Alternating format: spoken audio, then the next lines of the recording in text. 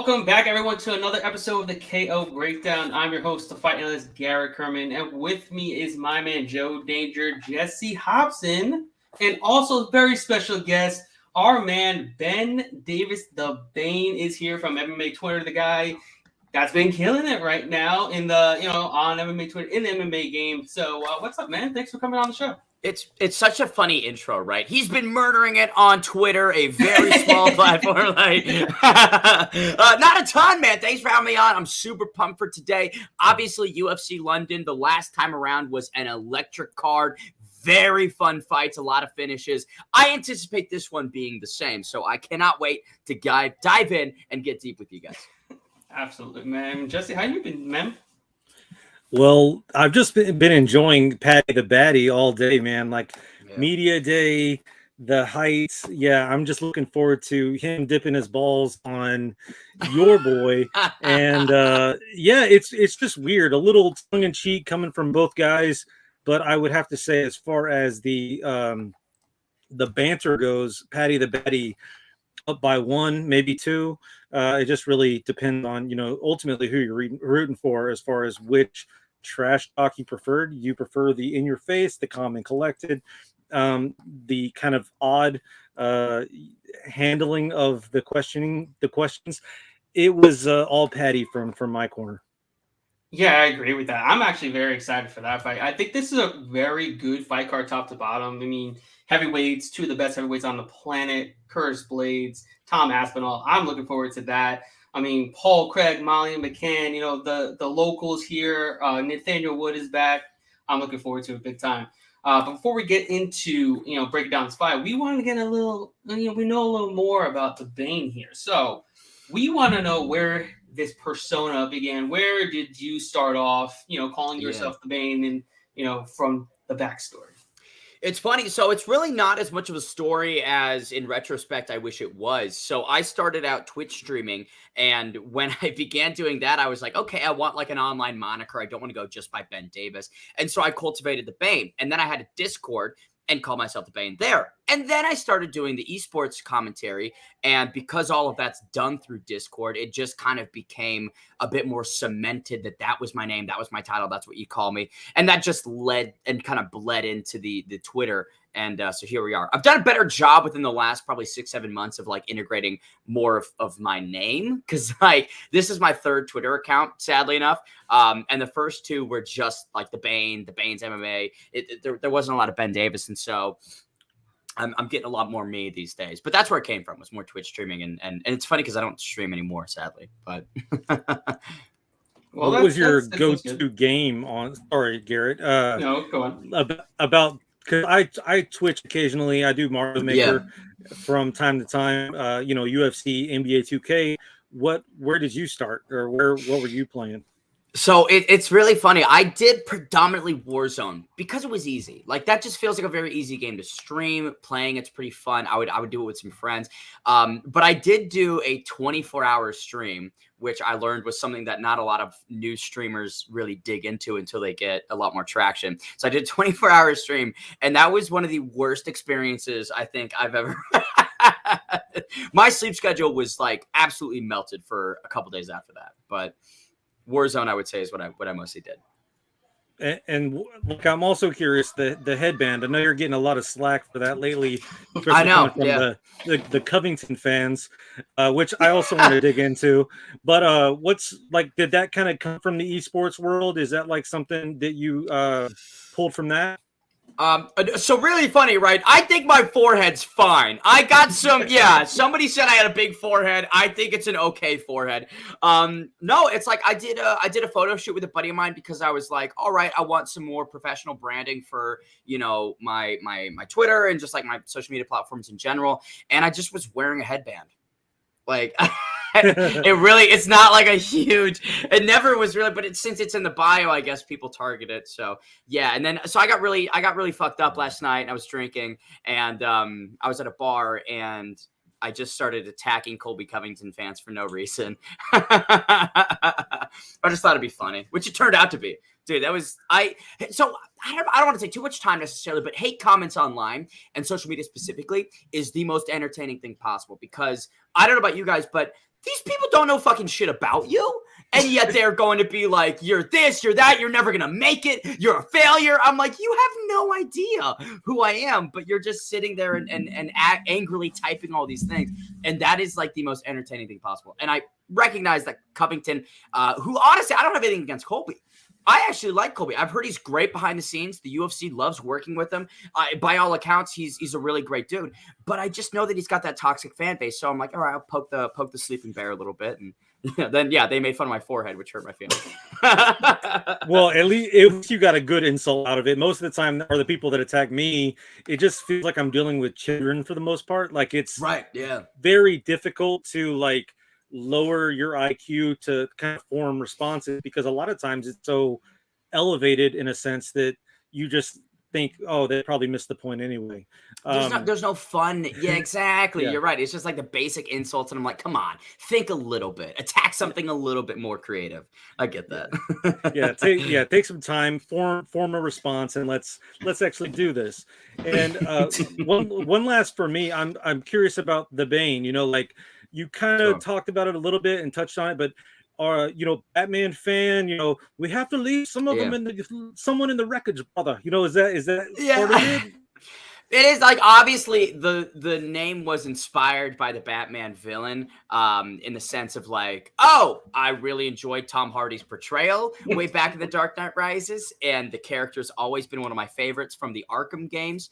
And so, but at the same time, I was like, okay, it just flows well. Ben the Bane Davis sounds good. It goes off the tongue really well. So I think, while it was inspired by that specific villain, it's grown over time to where it's like, okay, that's good. It was real. I'll tell you what, I started making, I don't sell out often, guys. I really don't sell out. I try not to. But I was going to make merch at one point in time. So I was on Custom Ink and I was making some merch, and I had a logo made from Fiverr, and I put the logo on, and obviously it was the DC Comics character. And Custom Ink calls me and they were like, hey, we can't do this because it's like a huge copyright violation. And I asked them, I was like, are you sure about that? I was like, can you just do it anyways? Like, no. But so, yeah, I would say probably the comic book character definitely inspired it. Excellent. Yeah. So speaking of rolling off the tongue easily, I'm going to pass the mic back over to my boy, the fight analyst. But before I do, I want to recommend checking out Bronson. If you have not seen it, it's another Tom Hardy, fantastic film. And really, that's all for me. I really enjoy getting to know you, and I hope more people take the time and ignore the Colby Covington comments, because I am a fan of his as well. And, get to know you for the forehead that you have, man. I really appreciate it. The very large forehead that I've got on me. All right, so let's keep it moving. Let's get into the breakdown. Let's get to the nitty-gritty of UFC London. All right, let's start it off on the prelims. We have a fight in the welterweight division between Nicholas Dalby and Claudio Silva. Right now, the odds are Dalby at -250 to come back on Silva +210. Mr. Ben Davis, who do you got in this one? Man, Silva's pushing 40, and Nicholas Dalby, he's not a spring chicken by any means, but I just feel in terms of proven products at that division, Nicholas has been in there, and he's gotten through those wars, been in the trenches. I just don't think Silva has really shown that, and you give 3.5 inches of reach to Dalby. I'd want to side with him. I mean, he's lined at -250 for a reason. It wouldn't surprise me maybe if Silva was able to step up to the plate, 14-3 overall. He's not a slouch, but I just do feel like this is Nicholas Dalby getting somewhat of a step back from what he's had historically. Yeah, I couldn't agree more. Like you said, Silva's 39, lost to McGee and Krause.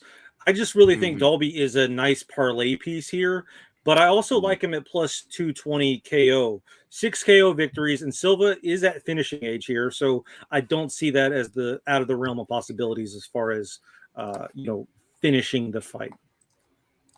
Yeah, I kind of agree with both of you. Dalby, obviously, I feel he's a little bit better. Should he be -250? I don't think I would ever play Dalby at -250. It's just Nicholas Dalby. Anything could happen. One takedown, that's all she wrote. But on paper, he should win this fight. I mean, Silva's, I've seen his best days. This is his last fight in the UFC, probably on his contract as well. And, it's a good bounce back spot for Dalby. He should be able to keep at range, stay at range, use his kicking distance, and pick apart Silva as he's trying to come in, get on the clinch. And as long as he defends the takedowns early, the fight is his. So I'm taking Dalby. Maybe throw him in a parlay, maybe not. I don't know, but I definitely think he gets the job done.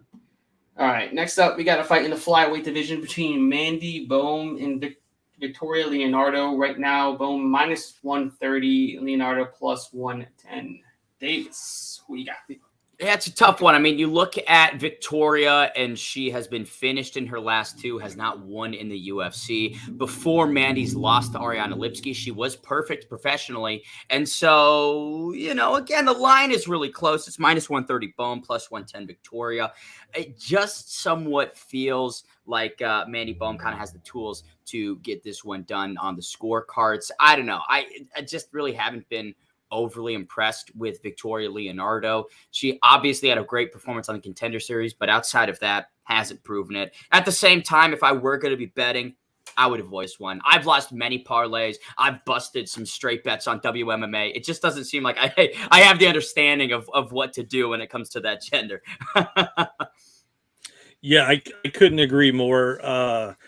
Something about this fight really stands out to me is Leonardo's Karen hair, and it's a huge flag to push me away, not only from watching this fight, but from betting on it. I don't need another reason to sit 15 minutes and watch this fight. But if I had to, because that's why we're here to talk about maybe making money, I'm gonna side with Mandy Boehm, probably by decision, plus 170.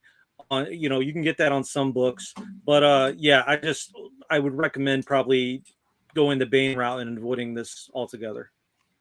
Yeah, let's start off with I'm definitely not betting this fight. I'll just start with that right there. Yeah, just rather not watch it. But if I had to pick, I would like to keep fading Victoria Leonardo. I faded her in her first two fights.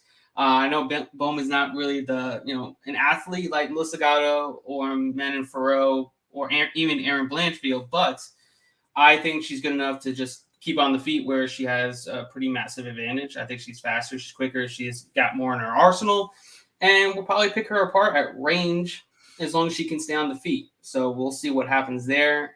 But I got Boehm winning. Definitely not touching this fight whatsoever. Yeah. All right, moving on. We got a fight in the lightweight division between Jai Herbert and Kyle Nelson. Right now, the line is set at Herbert minus 275 to come back on Nelson plus 230. The Bane, who do you got? God, man, I'll tell you what, I don't get aggravated at how odds makers line fights, but this one pisses me off purely because I have not been impressed at all with Jai Herbert in any way, shape, or form. He's won one in his last four, and he's been finished in all three of those losses. Ilia Topuria, more undersized at 145, comes up and just blasts right through him. Granted, Herbert did have his moments in that one, I will admit and give him that, but it just doesn't seem like he's durable at all. Kyle Nelson, though, a lot of questions and intangibles on that side of the coin. He lost to my good friend Billy Quarantillo in 2020, has been on the sideline since. Before that loss, he's won in his other two before he fought the Squid. And so it's like both of these guys I don't think are great, but fading Jai Herbert has been pretty successful for me. And Kyle Nelson with 9 finishes out of 13 wins, 5 of those being KOs. I feel like I'd want to continue the fade on Jai Herbert. 9 out of 11 wins, I believe, by KO for him. So he does pack a lot of punch, but it just doesn't seem to have transferred to this UFC caliber level. No offense, Jai, but I'm definitely not going to be betting on you in your hometown. See, I'm kind of going the other route here. I think Herbert beats up on Nelson at range. Herbert has faced better competition, and at times he's looked good doing it. Nelson could get inside and land a bomb to put Herbert's lights out, which, that has happened from time to time. But if I know that, you would assume Herbert knows that as well, because of which I think he's going to stay at range, and I think he's just going to cruise to victory. I'm assuming that this is just going to be a showcase for the home team. Funny you said that, I'm going to have to stay away from the home team, but I think Jai Herbert by decision is the play here. I think that he looks okay throughout the fight, but I think he's just ultimately going to get that nod, after the 15-minute mark. Man, this is a tough one. I feel like it could be a little bit closer than the line suggests, at least early on, until someone lands something big and puts the other one away. I think Herbert's a little bit better on the feet. I think he's more precise. You know, he's got that height and reach advantage. I think he's a little bit crisper. Yes, he leaves his chin out there. So at any given moment, you know, he can go from winning to losing, which has happened in like all of his, you know, losses for the most part. I do like the under 1.5 rounds, though. I think someone's getting clipped, and they're getting clipped early. If you got that plus 105, plus 102, I would kind of be leaning that way. I feel like they're going to come out heavy-handed, looking to throw down in the center and, you know, knock someone out because they're not really grapplers, you know, by trade. They'll grapple when, you know, they're getting hit. But other than that, I'm expecting someone to get knocked out early. So I'm going to play the under 1.5 rounds. But if I had to pick a winner, I'd probably take Jai Herbert. Moving on. Next up, we got a fight in the flyweight division between Muhammad Mokaev and Charles Johnson. Right now, Mokaev is a minus 450 favorite to come back on Johnson plus 360. Ben, who do you got? That's a wide line right there, but obviously deserved for Mokaev. I mean, minus 450, 7-0 undefeated. He's gotten 5 finishes in those 7 wins. It's difficult to really say that there's any reason why this is a bit inflated. He's looked exceptional, but I will say this.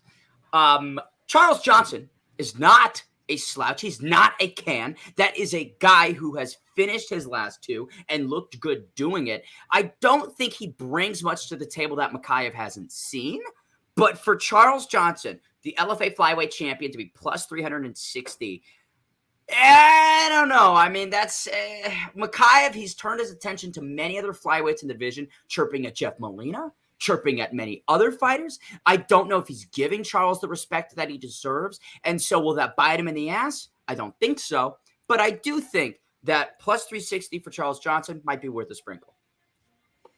Yeah, I don't hate it. I like it. And I also like Muhammad Mokaev inside the distance. That sits at even money right now.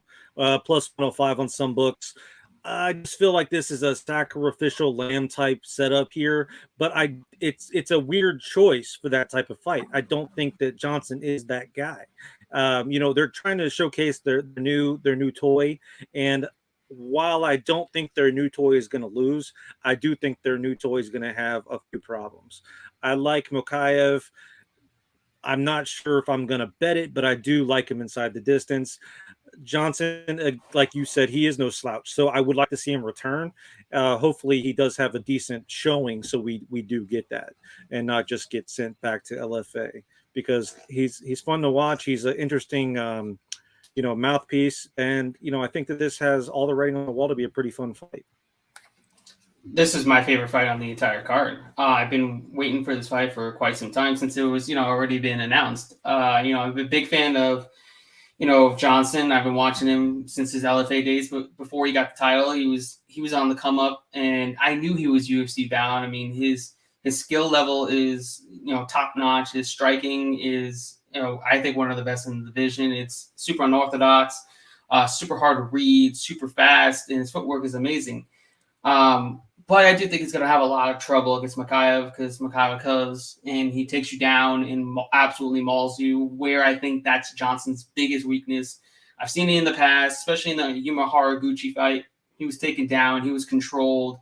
And, you know, once he's on the ground, you pretty much can easily just control him from there. He doesn't have great get-ups.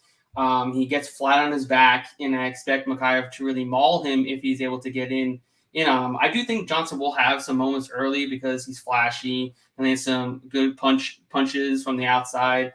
He'll make Mokaev miss a little bit, but eventually I think he's going to come in and he's going to catch him off guard, take him down, and that's it from there. All right, moving on. We got a fight in the lightweight division between Mason Jones and Ludovic Klein. Right now, Jones minus 345 to come back on Klein plus 285. Ben, what do you got?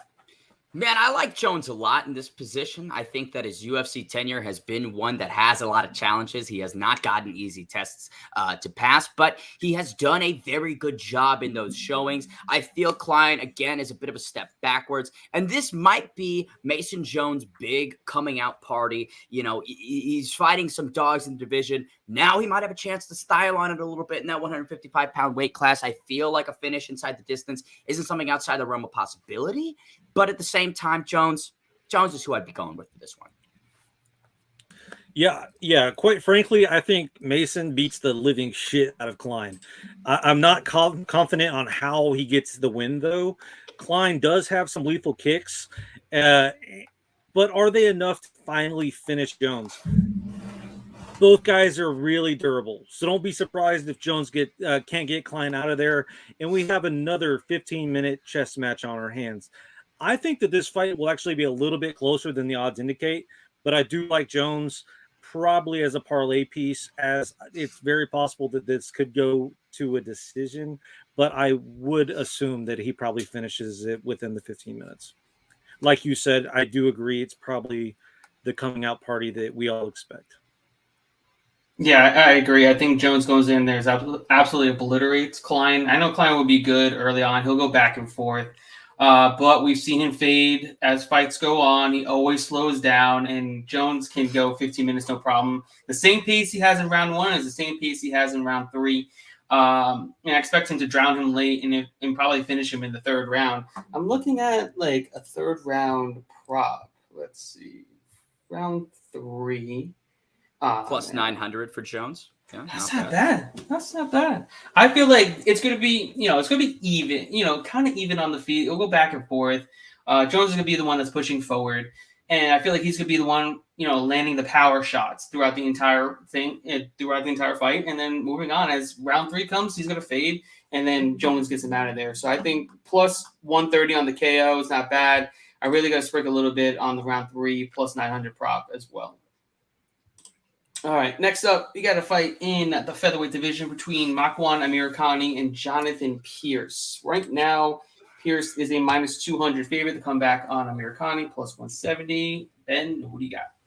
It's so interesting because when I was doing my taping for Joe Lauzon and Cowboy Cerrone not too long ago, right? Lauzon's last win was Jonathan Pierce in 2019, and Pierce looked like shit in that one. I mean, he came out and got just blasted with some combos from the veteran and then found himself in a disadvantageous position. But now he's on 3 straight wins with a finish over Kaikamaka, finish over Omar Morales, who's very difficult to get out of there.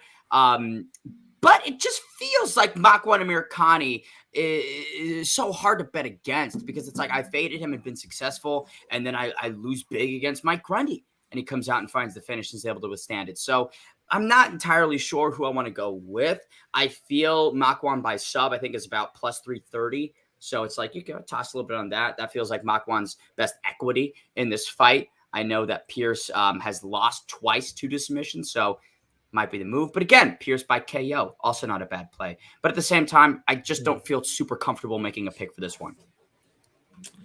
Yeah, I'm not completely sold on Pierce either.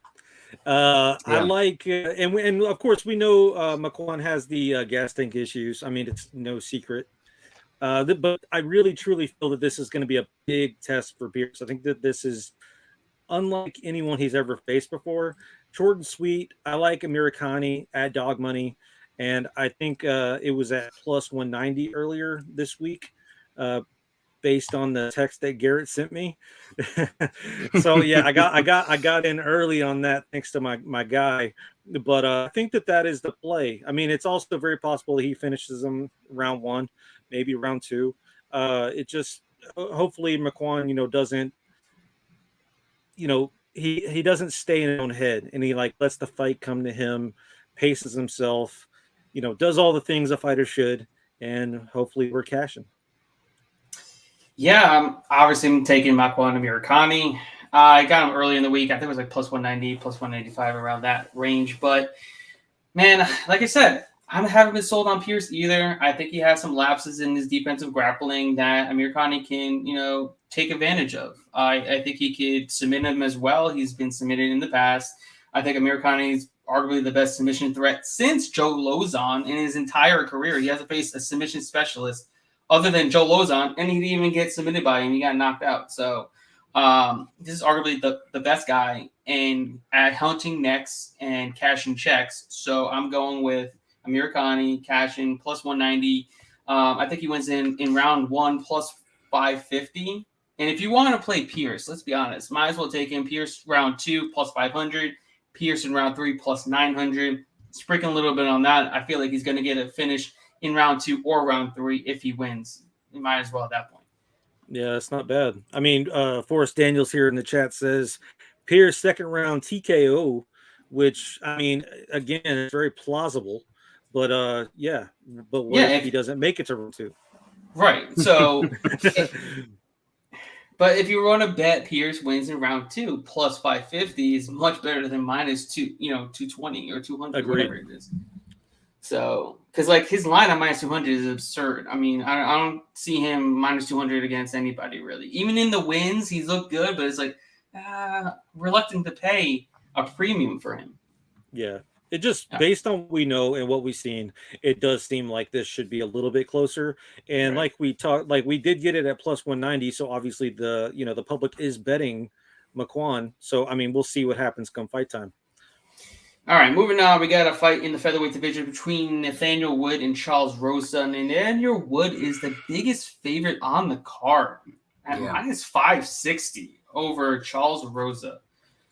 Wow, that's crazy, man.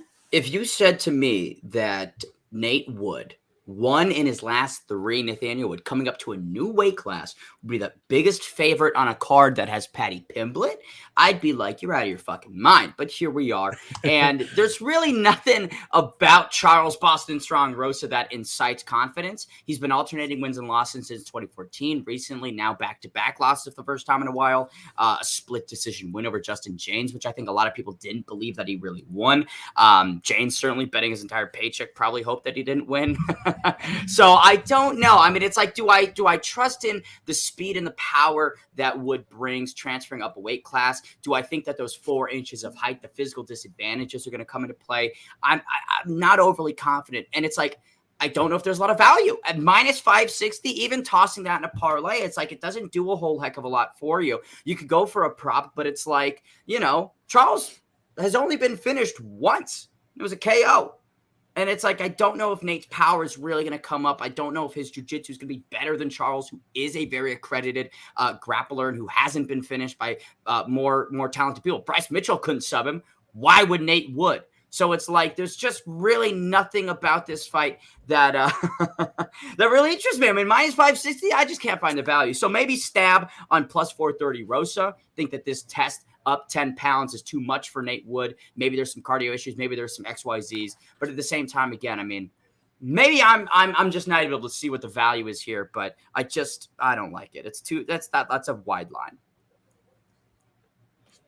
Yeah, I mean, Casey Kinney. I mean, that's all I have to say. On paper, Wood could win this, but I've always thought he was a little bit overrated. Like, I just never really understood the lines sometimes. And I think you hit the nail on the head. Rosa went the distance with Bryce Mitchell. Okay. So if he's not going to sub him or even finish him, why would Nathaniel Wood do that? And, Rosa, I thought he was actually older. He's only 35.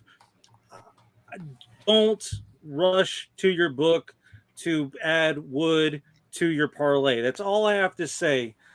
All 6 of Rosa's last fights went the distance, and I think Wood might get the nod if we make it to the scorecards, but I'd like to see Rosa win via sub. He has 8 on his record, and Wood is no stranger to being subbed. Sure, it was a while ago, but it wasn't against Rosa either. So my Lambo play, as far as this particular card goes, is going to be Charles Rosa by sub plus 1,000. And I think, oddly enough, that has very good potential. Obviously, I will be sprinkling on Charles straight up too. I like the sub plus 1,000. I think it has potential. Oh, absolutely. 100%. I'm betting on Charles Rosa in this spot. I mean, why? Like, there's no reason why he should be plus 430 against Nathaniel Wood. I mean, the best person that Wood has faced is Casey Kinney, lost to. His second best person fighter he's faced, John Dawson, lost to. And we're not going to talk about, excuse me, the fact that he's not beaten anybody that's in the UFC currently. Actually, I'm sorry, 3 of his 4 fighters that he's beaten are not in UFC anymore. The only one is John Castaneda, and I'm pretty sure he just lost his last fight. So he's beaten terrible competition, and now he's going up in weight class. Mind you, he's fought at featherweight before, but very earlier in his career. I don't think he's going to manhandle him. I don't think his power is going to translate because he doesn't really have a lot of power to begin with at 135. He's not going to out-grapple Rosa. He's not going to submit Rosa. So I think Rosa is the play at plus 430, and I'm also sprinkling on the sub at plus 1,000 because if you look at everybody that Wood has faced, Rosa is the best jiu-jitsu practitioner in everybody he's faced. He's a credited BJJ black belt. He has the most submissions out of anybody he's faced as well. I think Rosa comes in, spoils the party, gets a takedown, and eventually gets a sub. And it's so funny because it's like that term spoils the party. The party's already been spoiled, yet he's still a minus 560 favorite. So it's like Lightning's definitely going to strike 3 times now, in my opinion. So I absolutely ride that logic completely. Yeah, I think this could be a good fight, though. When did people start having faith in Nathaniel Wood? Like, when did he become like this minus 500 guy? Like, I just don't. Yeah, I don't see it. Yeah, I mean, you're talking about, you look at the comparisons. Nathaniel Wood minus 560 against Charles Rosa, who's 10 plus, fight veteran, against Mccann, who's minus 450 against a debuting fighter. Yeah. How does that make sense? So we'll keep it moving. Next up, we got a fight in the lightweight division between Damir Hadzovic and Mark Jai-Casey. Right now, Jai-Casey minus 330, come back on Hadzovic plus 275. Ben, what do you got? Bone Crusher 3 in his last 8, but at the same time, he's displayed some serious wrinkles in the game plan against Vyacheslav Borshev, which I was very upset by because I faded him big and then ended up losing. So, I don't know. I mean, it's like, okay, Bone Crusher's not just sticking to the striking now. He is employing a lot more of the mixed martial arts, and against a guy like Damir who, I don't know. I don't want to say that Jai-Casey should have that grappling advantage, but Damir's wins, I don't think, are against maybe the best grapplers in the world. No disrespect to Yancy Medeiros, but I do feel like, Mark, he's a minus 330 favorite. That might be a bit wide considering he's only won 3 fights in the last 5 years. That being said, he's fought better competition, and I think that I don't want to say it's a layup necessarily, but there's a lot of paths to victory for Bone Crusher that aren't there for the Bosnian Bomber. I literally have in my notes, this is a layup. I'm not even kidding. But yeah, even if it is a layup, I'm not going to be betting 21 units like I have. Like who bets 21 units? Hashtag MMA Twitter. But yeah, I actually saw that. But I will be throwing him in a number of parlays. I just feel like he's the better fighter all around. He has the tools to get the job done in multiple ways. Like you said, Bone Crusher. But he has this new wrinkle to his game. It's Mark Dia Nurmagomedov. Like he's 2.0 or 3.0. Like, this is so crazy to me that this guy has evolved, and I'm curious to see if he does it again. This weekend. But I'm also, his IQ has always not always been the best. So does he return to form and try to get, headhunt? Does he try to get that KO? Does he try to get that highlight reel finish?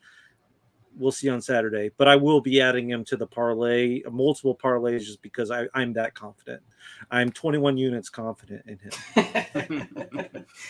Yeah, I agree. I mean, like you guys said, layup fight. Jai-Casey, I feel like he's kind of better everywhere.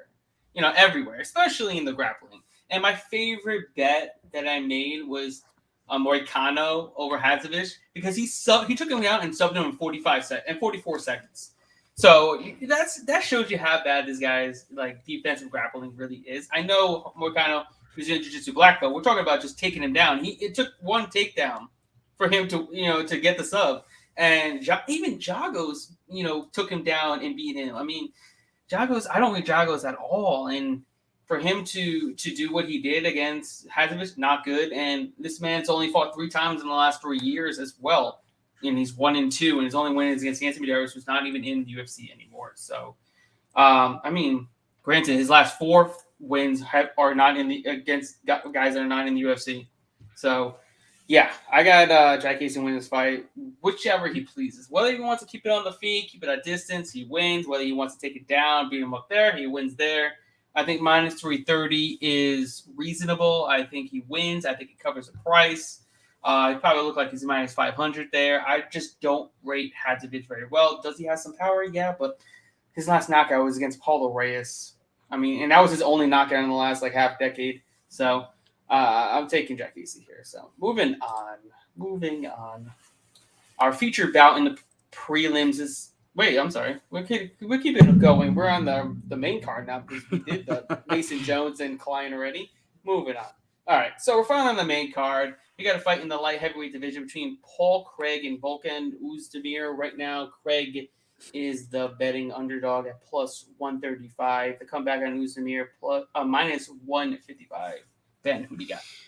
Now, I really don't need to do a whole heck of a lot of research on this one. The play is Paul Craig by submission at plus 250. That just goes without saying. This guy snatches them out of nowhere. I can just see it perfectly. Vulcan's having success and then gets triangled out of nowhere. Uzdemir's on the decline, clearly in the twilight of his career. I have not been impressed with his performances. Granted, it's not like he was in a couple really long nights at the office. Yuri Prohaska got him out of there quite quickly. Craig, though, I just think is putting it together, right? He's figuring out his game plan, where his tools really are, where the bread's buttered. And I just think that it's going to be another patented Paul Craig submission.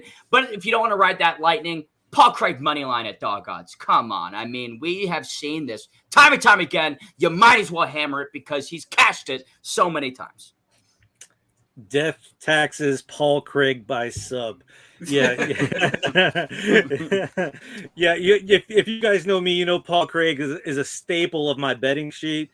You know, we got him, Lauren Murphy, who else? Danger Cage. Like, those are the people that I always bet on. And unless Garrett talks me out of it. But I'm going to have to go with Paul Craig by sub here. But yeah, I'm also going to take him at plus 140 straight up. Uzdemir has seemed to step behind as of late, and I think Craig finishes him here probably in the third round. I think Uzdemir will probably get tired and ultimately just give up his arm. It's simple as that. I mean, there's no further analysis needed. Moving on. No, go ahead, Garrett.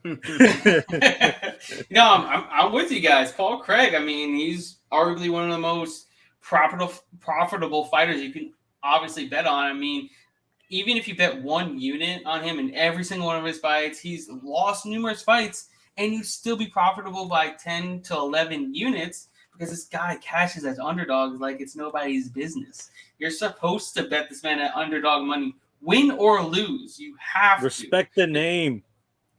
Seriously, I mean, this guy is he just does it. I mean, he's 5-0-1 in his last 6 fights. He's looked the best he's ever had.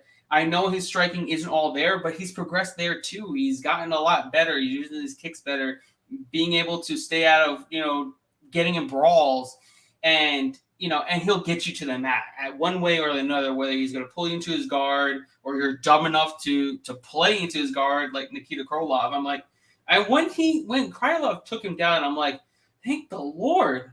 I'm like, this was the easiest money I've ever made in my life. I'm like, he really took him down? And then literally a minute and a half later, he syncs up the triangle. It was all she wrote. So I got Paul Craig here. He's cashing out for us as a dog play. The reason why, me personally, not taking this up prop, because I've gotten screwed before in the Jamal Hill fight where the guy's, arm was dangling. Jamal Hill's arm was dangling and the ref didn't call it. He called it a TKO instead of a tap out. I was very upset with that. So I'm just going to take the money line and be okay with cashing that plus 135, plus 140. Moving on, we got a fight in the women's flyweight division between Molly Mccann and Hannah Goldie. Right now, Mccann is a minus 390 favorite. The comeback on Goldie plus 320. Ben, who do you got? Again, I feel like we're using the term layup. This might be another one from Molly Mccann. She's one of those cash cows that I think the UFC is really trying to tap into. And giving her favorable matchups, it's not something we haven't seen before, especially with her big win, her last time out against Luana Carolina. I mean, that's one of the best KOs you'll ever see in women's MMA. Hannah Goldie, You know, I mean, she's not a bad fighter, but my girl Diana beat her last year. She beat Emily Whitmire, who's 4-5. The Jinyu Frey fight was canceled. So now she's rolling in here, enemy territory. If it goes to the scorecards, it's definitely going to be McCann decision. And I think that might be where my head's trending. She's a tough girl, but in terms of what she's got in the tool belt, just not a lot of options against Molly McCann, who's great at grappling, really good striking, clearly a lot of power, and that pressure. I think that's the difference maker that we're going to see, is it is relentless, and she's in her house, right? That energy. She's one of those fighters that is able to utilize it and leverage it to the best of its ability. And so she's going to be coming forward all 15 minutes. Do I think she's going to find another big finish? Not entirely. I don't think I'd bet on it. But Molly McCann decision. Unsure what the odds are on that one, but I feel like that's what I would lean towards. Yeah, we're not too far off here. Molly should win this fight. You know, I like Goldie. I think she is entertaining. I like her style. But I won't be betting Molly here, but I'm not betting Goldie either. Both have let me down in the past. And ultimately, you know, this is just a battle of the gas tank for me. I think that this is a favorable matchup for Molly, but if she can't finish Goldie, then who knows? You know, I'm actually gonna pull like a joker here. I think we're gonna get a split decision, and I'm going to assume that McCann gets the nod, and this is a Hail Mary. Molly in this case, split decision. Molly McCann plus 500.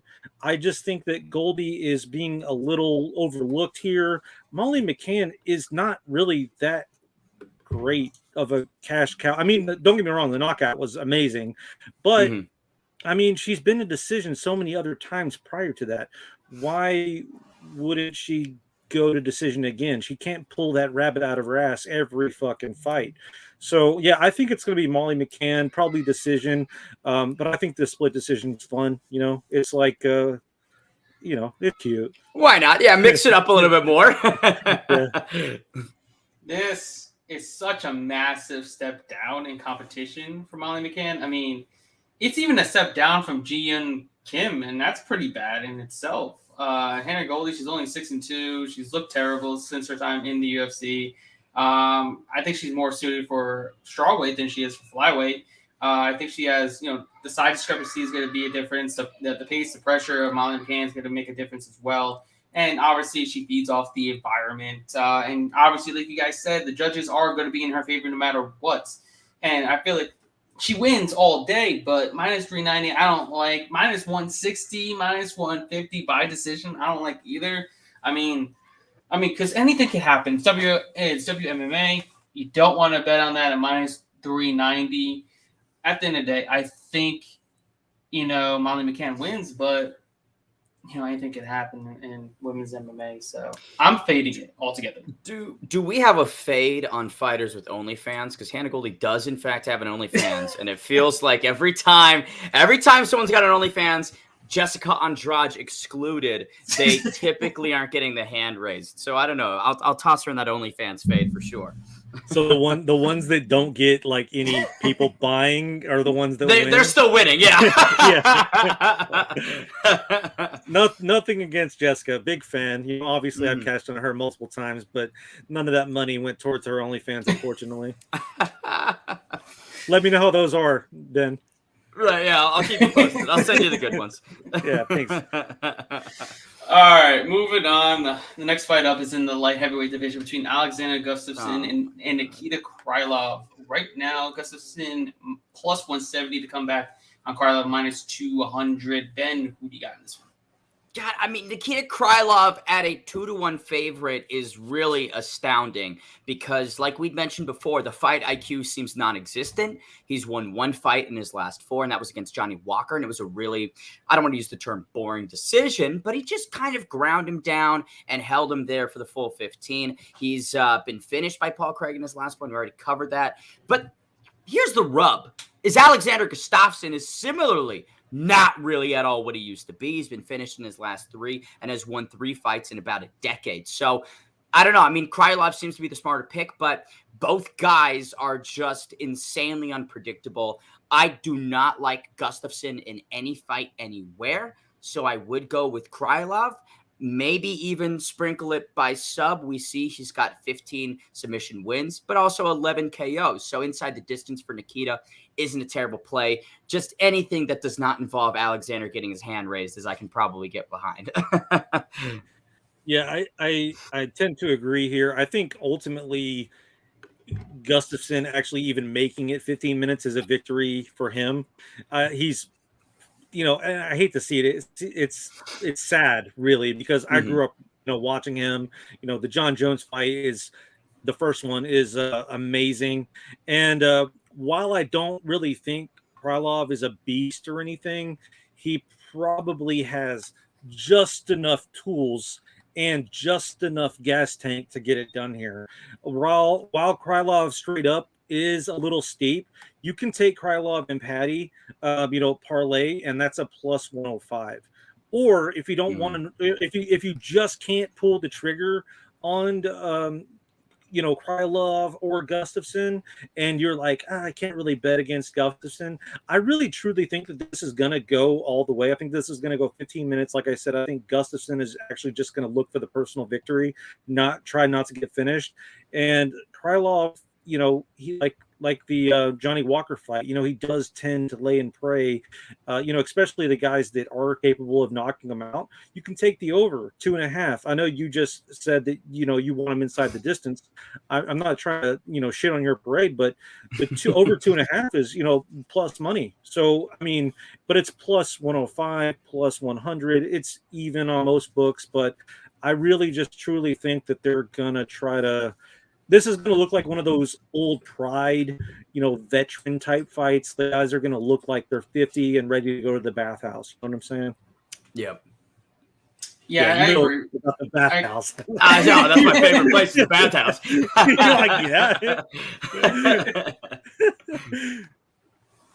All right, so as far as this fight goes, Gustafson's coming back down to 205. He's looked his worst even at heavyweight. And he was supposedly be faster than heavyweights up there, but now he's coming back down. He looks like in good shape for the most part for what we've seen. We haven't really seen much, but he looked pretty good. Good, good spirits as well.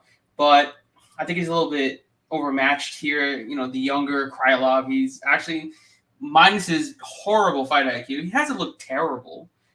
He fought Glover Teixeira to a split decision. He looked very good there. He looked good before looking stupid against Paul Craig as well. Yeah. I feel like he's just going to be able to do more than Gustafson in this fight. Wear him down, take him down, grind him out.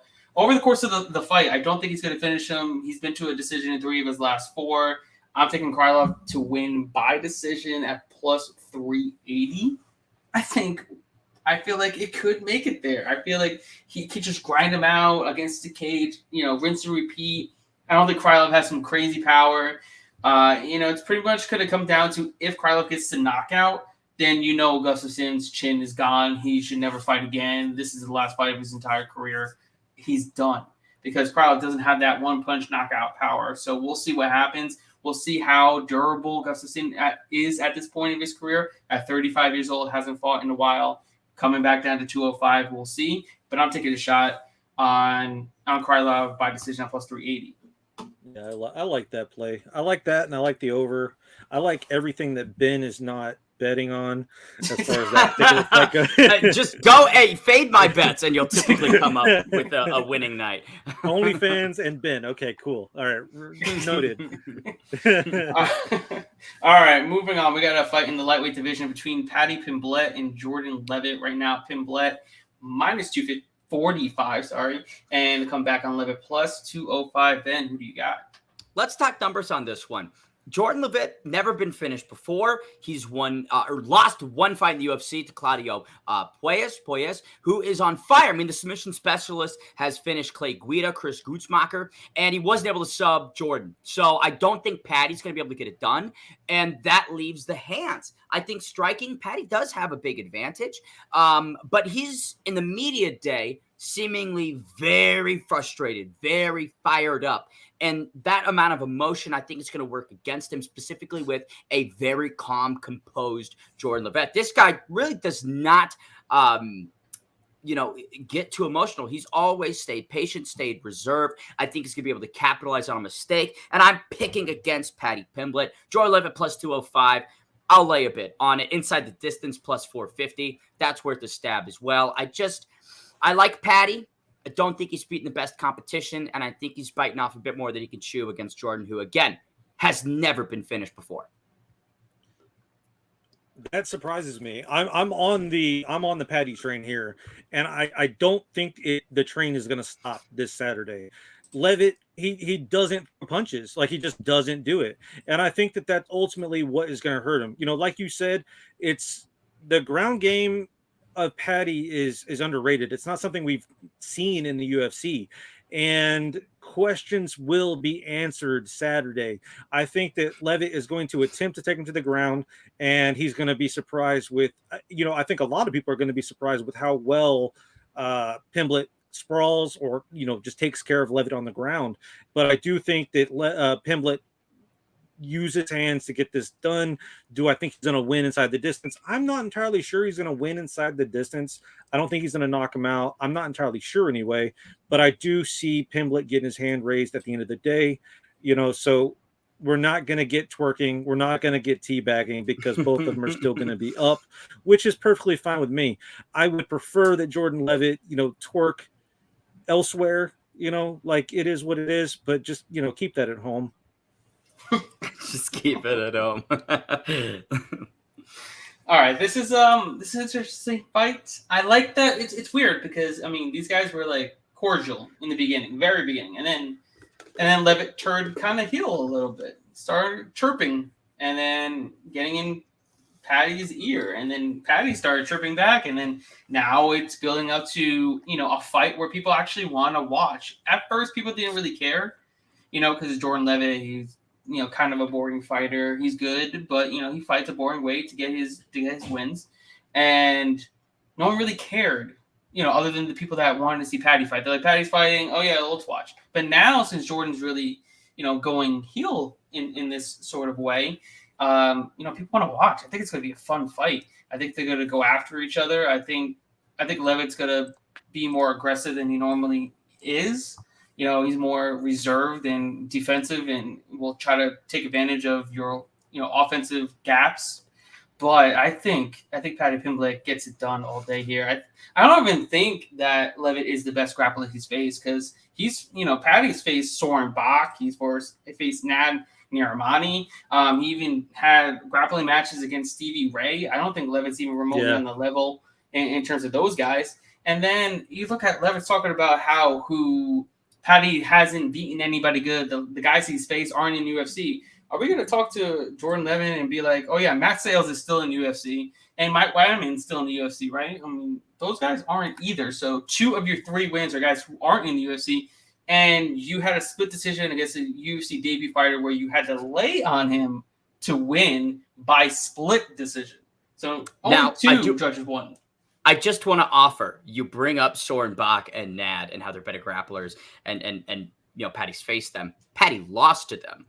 It's not like Paddy faced these better grapplers and was able to win convincingly. They were L's on the record officially. Right. And I don't know. I'm just continuing the Paddy fate. I'm just not sold. I'd love to see him lose. And so that's kind of where my direction is at. It's honestly less about the fight. He's probably going to win. I just would like to see him lose a little bit. That's you weren't supposed to mention those losses, though. That's the thing. That's where I was going. We don't talk about the losses on this show. We don't bring them up like that.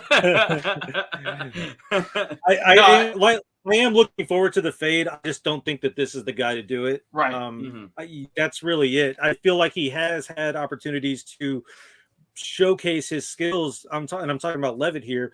And, when those moments have arose, he kind of falls, fades under pressure.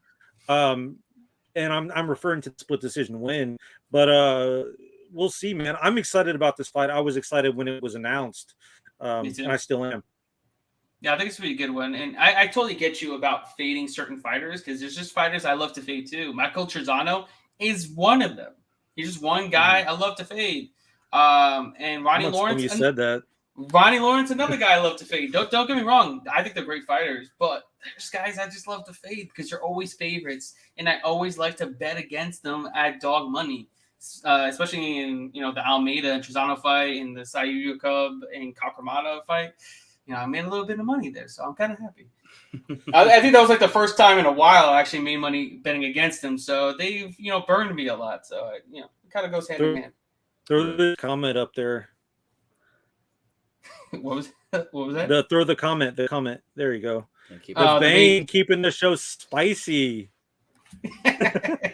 Spicy with bad picks. We'll see. We got a few more. We'll see if you can redeem yourself.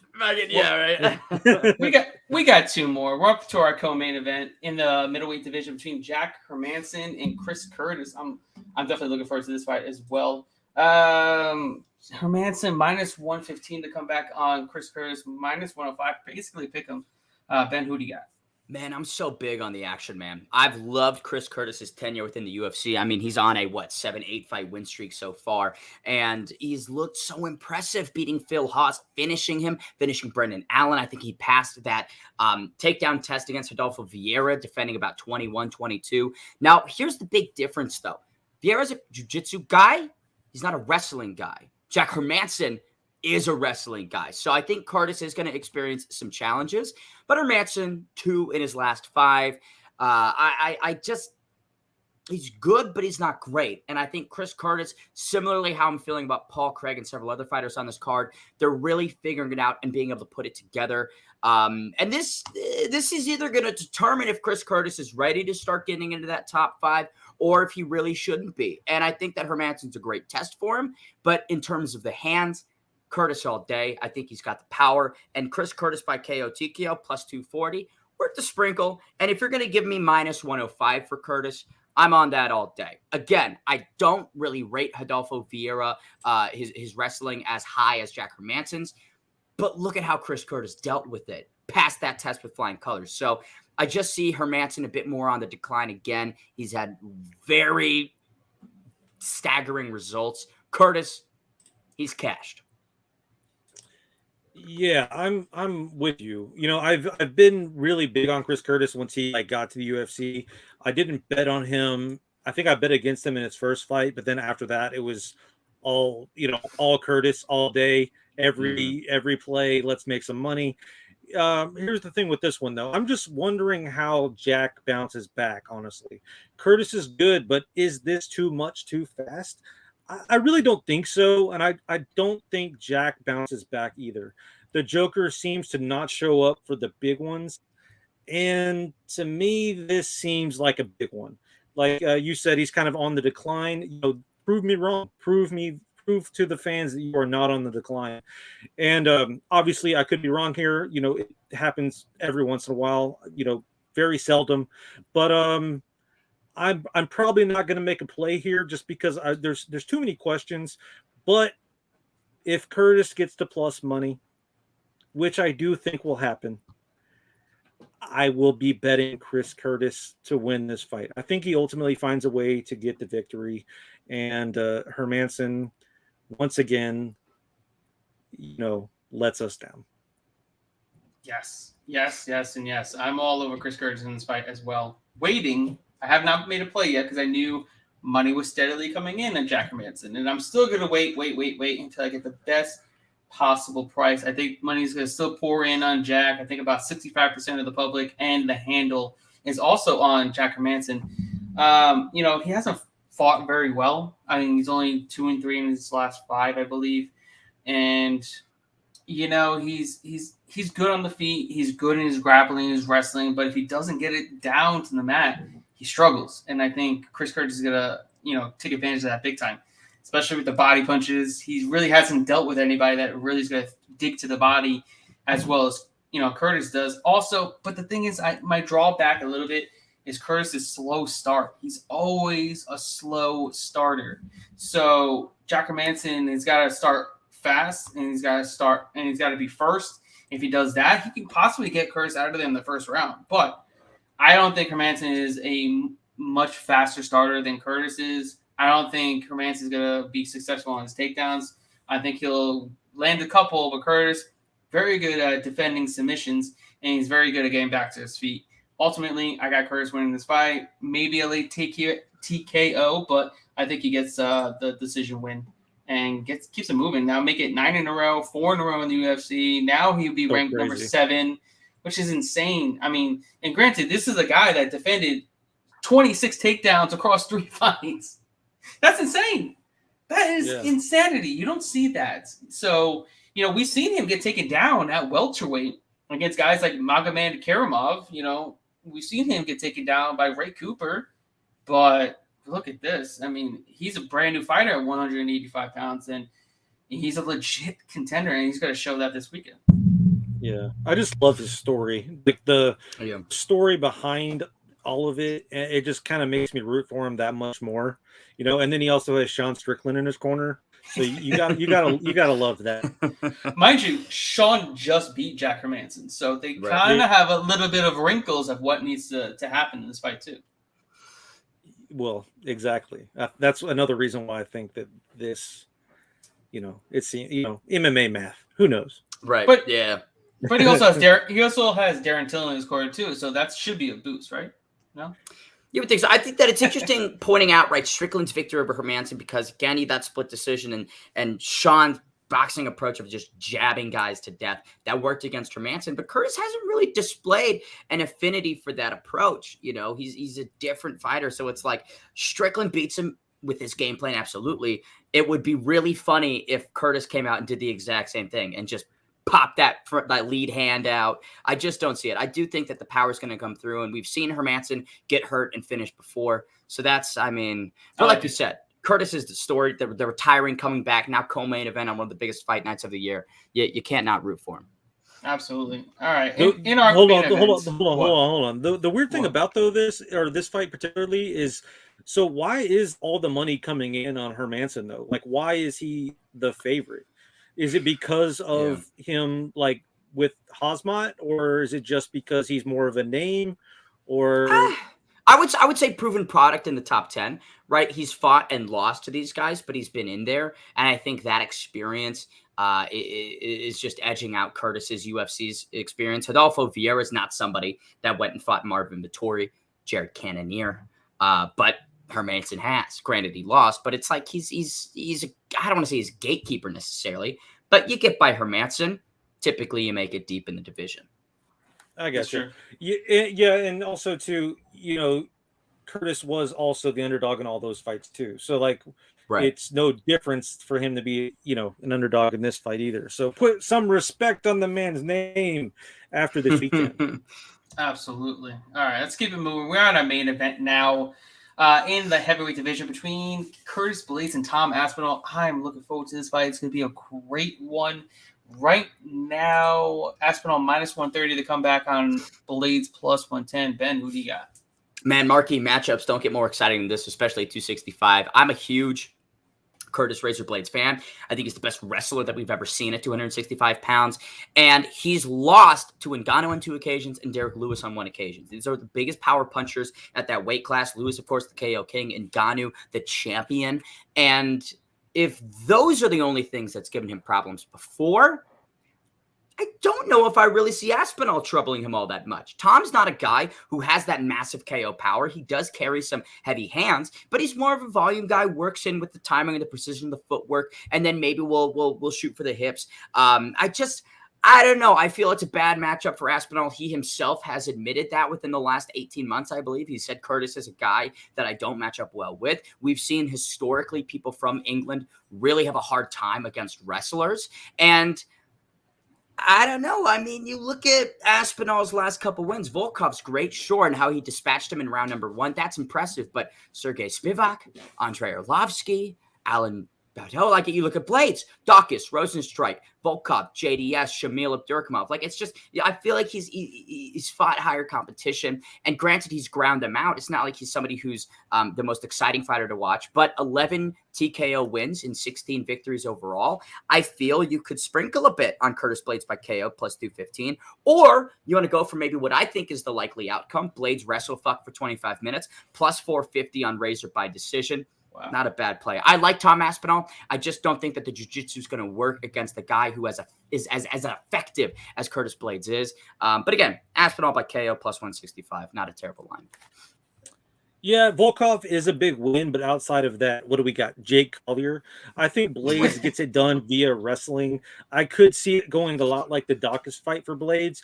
Control, and he probably gets the finish. Also, too, why would you not take Curtis Blaydes at plus money?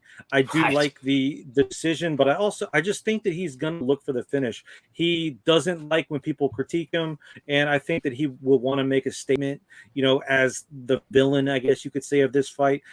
I met him in Houston. We talked a bit about, how to deal with trash talkers, but then ultimately we ended the conversation talking about Mortal Kombat. So any fan of Johnny Cage, I'm going to have to side with here. Curtis Blaydes, TKO, I'd like it all day. If you're not comfortable with that, take him straight up plus money. Yeah.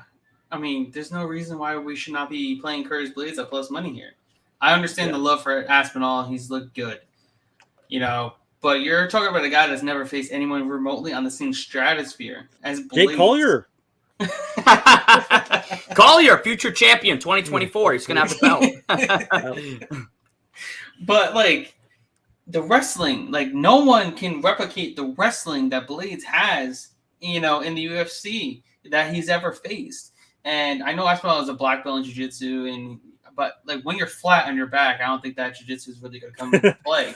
It's really not, especially when somebody that's 260 pounds right on top of you. Yeah.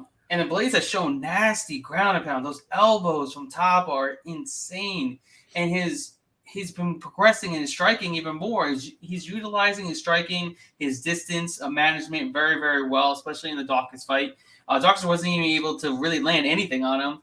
And, and he'd even use his wrestling to win. He knocked him out on the feet. I mean, that was very impressive. So now he's going to be able to use that striking to be able to keep that distance and then shoot whenever the hell he feels like it. Press forward, get the takedowns, and just beat him up from there. Aspinall also has never been out of round 2. So Blaydes is going to beat him up rounds 3 to 5. As long as Blaydes doesn't get knocked out between rounds 1 and 2, I think it's Blaydes' fight all day to win. So I'm taking the experience here. Blaydes a plus 110 to plus 115. This is reminiscent of the Ricky Simone and Jack Shore fight. You got the up and coming, UK guy, prospect that's taking on the proven product that's fought the who's who in the division and was very underappreciated, and now he's a dog. You're talking about Curtis Blaydes has never been a dog his entire career, and now he's a dog to Tom Aspinall. Why? So I'm taking Curtis Blaydes here all day, every day, especially at underdog price. So let's get it done. That's our breakdown. That's this week's breakdown. UFC London on tap Saturday, I think 11 a.m. Eastern Standard Time and 8 p.m. Pacific Standard Time. But before we go, Ben, where can everybody find you on social media? At Ben the Bane Davis on all platforms is where I typically operate. Very consistent. I try to keep it the same. All right, and my man Jesse Hobson, Joe Danger, where can everybody find you? BenTheBaneDavis.com. We have OnlyFans, WMMA fighters. We have photos of me. Just Google me, and ultimately you'll find me. I got some interviews coming up, a couple that I don't really want to talk about just yet, but we have some pretty cool things on the horizon as far as entertainment. I'm also hosting a panel at Houston Horror Film Festival. We're gonna have some of the actors from House of a Thousand Corpses. Who else? The new Candyman, and I'm gonna be hanging out at the Marriott all weekend. If you need the details, or if you're in Houston, or if you want to venture to Houston, I will be your tour guide, except if your name is Ben the Bane Davis, which again, one more time, you can find me at BenTheBaneDavis.com for all of your OnlyFans and, Jesse fans alike. All right, I appreciate you both coming on and breaking down this week's fight card. Guys, I need you to go to The Props Network. I was just I was blanking there. The Props Network. I need to go to the Props Network on YouTube, Playmaker everywhere on the social media platforms, and please go to PrizePicks.com and sign up now using promo code PropsLive. Also, if you screenshot your deposit, you send it to us, you get free merch. It's that easy. So go in and deposit now, play now, make some money this weekend, and we'll see you all next week. We are out of here. Adios.